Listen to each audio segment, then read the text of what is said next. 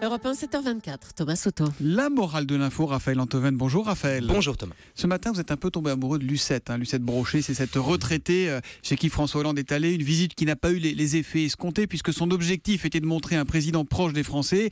Et on a surtout vu ce que c'était, c'est-à-dire une pure et simple opération de com, Raphaël. Oui, bien sûr Thomas, c'est une opération de com. Mais enfin, qui pouvait penser le contraire ? Qui pouvait se dire qu'en débarquant avec un aréopage de ministres, de journalistes, de caméras, de conseillers chez Lucette Brochet à Vendeuvre-les-Nancy, le président de la République ne ferait pas de la com. Quand François Hollande ne veut pas faire de com, ça se voit. Il arrive en scooter et il porte un casque. Que François Hollande, visiblement mal conseillé, ait fait semblant d'arriver chez Lucette, à l'improvisade, comme on dit, pour se donner l'air d'être proche des Français, c'est pas un problème. C'est une évidence. Mais ceux qui font de la com en dénonçant l'insincérité présidentielle, à ce titre, ne sont pas plus sincères que lui. Mais Raphaël, les Français eux-mêmes, dans l'ensemble, ont quand même le sentiment qu'on soit un petit peu moqué d'eux avec cette affaire, non ? Oui, d'accord. Mais pourquoi, d'après vous, Thomas, ont-ils eu ce sentiment ? Mais parce que le chef de l'État n'était pas sincère, les questions étaient préparées, tout était mis en scène. Mais non, c'est pas pour ça qu'ils ont eu l'impression qu'on se moquait d'eux. Ça, ils le savaient déjà. Aucun électeur n'ignore que la politique est une scène de théâtre. Par définition, les hommes politiques sont des acteurs, à commencer par ceux qui jouent la comédie de la sincérité. Reprocher à Hollande d'avoir fait semblant de rencontrer Lucette, c'est comme reprocher à Depardieu de nous avoir fait croire qu'il était Christophe Colomb. Le problème est ailleurs.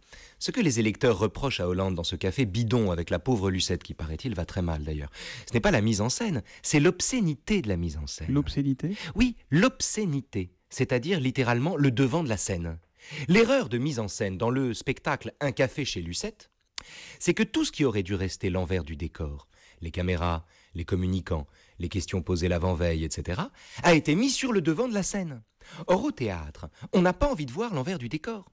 Un spectateur veut bien jouer le jeu et faire semblant de croire à ce qu'il voit, mais à condition qu'on lui mente avec pudeur et agréablement. Et là, c'était mal fait. Et la vraie erreur de François Hollande dans cette histoire, c'est la mauvaise qualité du spectacle qu'il a offert à ses concitoyens. Et quelle est donc la morale du spectacle ou de l'info ? La morale de l'info du spectacle, c'est très simple, c'est que quand on ment, on ne doit pas tricher. La morale de l'info tous les matins à 7h25 sur Europe 1. Raphaël, juste une seconde. Oui, on a appris cette nuit la disparition à 91 ans d'un philosophe et académicien que vous citez souvent dans la morale de l'info, c'est René Girard, qui était un Stanford aux États-Unis. Je l'ai appris quasiment en même temps que vous, effectivement. René Girard est mort, c'est un immense penseur qui meurt. C'est le penseur d'une grande idée, mais dont la fécondité est inouïe. On va revenir dessus demain. En un mot, l'idée est très simple. C'est pas parce que on ne désire jamais une chose elle-même, on désire le désir que les autres en ont. C'est pas parce qu'une chose est bonne qu'on la désire, c'est parce que d'autres la désirent qu'elle nous semble bonne. Et à partir de ça, Girard explique des phénomènes aussi divers que la publicité, la starification, l'immolation, le bouc émissaire. On en parle demain. Avec plaisir. Demain, 7h25, on parlera donc de René Girard dans la morale de l'info avec Raphaël Antoven. À demain, mon cher Raphaël. Demain, Thomas.